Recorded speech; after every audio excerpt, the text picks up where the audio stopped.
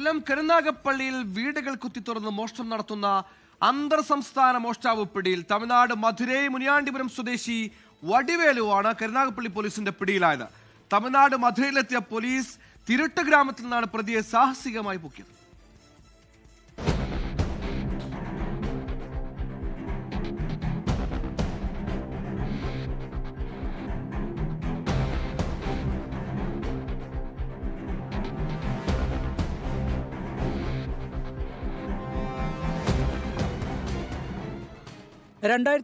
മാർച്ചിൽ കൊല്ലം കരുനാഗപ്പള്ളിയിലെ പാവുമ്പയിലെ വീടിന്റെ അടുക്കളവാതിൽ പൊളിച്ച് വീടിനുള്ളിൽ കയറി 6 പവനോളം സ്വർണവും 15,000 രൂപയും മോഷ്ടിച്ചിരുന്നു.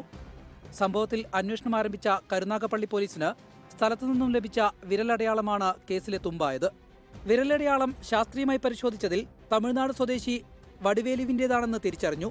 തുടർന്ന് മധുരയിലെത്തിയ പോലീസ് സംഘം തിരുട്ട് ഗ്രാമത്തിൽ ദിവസങ്ങളോളം തങ്ങിയാണ് സാഹസികമായി പ്രതിയെ പിടികൂടിയത്.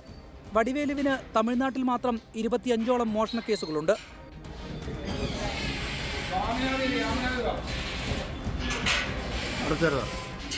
തമിഴ്നാട്ടിൽ നിന്നും കേരളത്തിലേക്ക് വരുന്ന ലോറികളിൽ ജോലിക്കായി വന്ന് മോഷണം നടത്തി തിരിച്ച് അതേ ലോറിയിൽ തിരികെ പോകുന്നതാണ് ഇയാളുടെ മോഷണ രീതി. കരുനാഗപ്പള്ളി ACP പ്രദീപ് കുമാർ, SHO അനൂപ്, SIമാരായ ഷമീർ, ആഷിഖ്, അമൽ പ്രസാദ് എന്നിവരടങ്ങിയ പോലീസ് സംഘമാണ് പ്രതിയെ പിടികൂടിയത്. കേരളത്തിലെ പല ഭാഗങ്ങളിൽ നിന്നും പ്രതി ഇത്തരത്തിൽ മോഷണം നടത്തിയതായി കണ്ടെത്താൻ കഴിഞ്ഞിട്ടുണ്ട്. 24 കൊല്ലം. ലോകത്തെവിടെയായാലും ഏത് സമയത്തും 24 വാർത്തകളും ഓഗ്മെന്റഡ് റിയാലിറ്റി പാക്കേജുകളും എക്സ്പ്ലെയിനറുകളും വിശദമായി കാണാൻ ഞങ്ങളുടെ YouTube ചാനൽ നിങ്ങൾക്ക് സബ്സ്ക്രൈബ് ചെയ്യാം.